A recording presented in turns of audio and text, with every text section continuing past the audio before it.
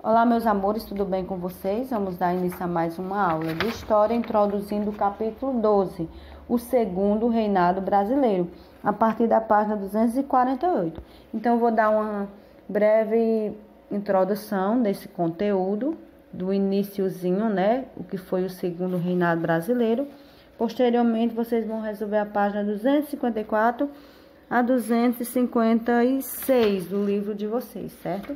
Então, vamos começar sobre o que foi o segundo reinado. Foi uma época dentro da monarquia em que Dom Pedro II assumiu o poder do país e que durou desde o dia 23 de julho de 1840 até o dia 15 de novembro de 1889. Nesse período, aconteceram várias modificações e revoluções que transformaram a história do Brasil. O segundo reinado foi a segunda etapa da monarquia do Brasil. Primeiro, houve o primeiro reinado, onde Dom Pedro I, governou o país. Logo após veio o período regencial. Então, eles foram responsabilizados por várias revoltas que ocorreram pelo país afora naquela época, certo?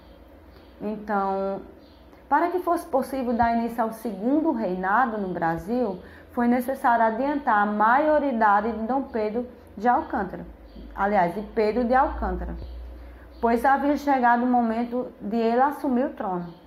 Como Pedro de Alcântara tinha apenas 14 anos de idade, foi necessário uma estratégia para atingir o objetivo. Foi então que aplicaram o golpe da maioridade, uma antecipação da maioridade de Pedro de Alcântara.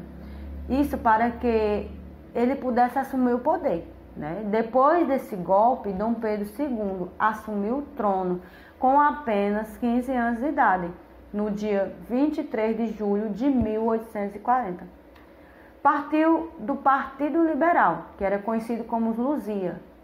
A ideia de antecipar a maioridade de Dom Pedro II partiu desse Partido Liberal. O intuito do partido era assegurar a influência no poder e também desfazer a inconsistência política provocada pelo governo do período regencial. Então, além do Partido Liberal, naquela época havia ainda o Partido Conservador, conhecido como o Saquarema.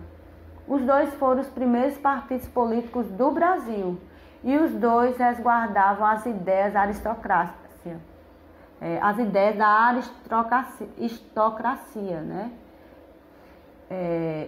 Em se tratando do poder central, os conservadores defendiam mais centralização e os liberais queriam mais liberdade provincial.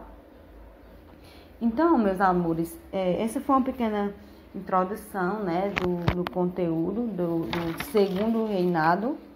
E eu gostaria que vocês resolvessem, como eu falei anteriormente, a atividade da página 254 a 256 e envie foto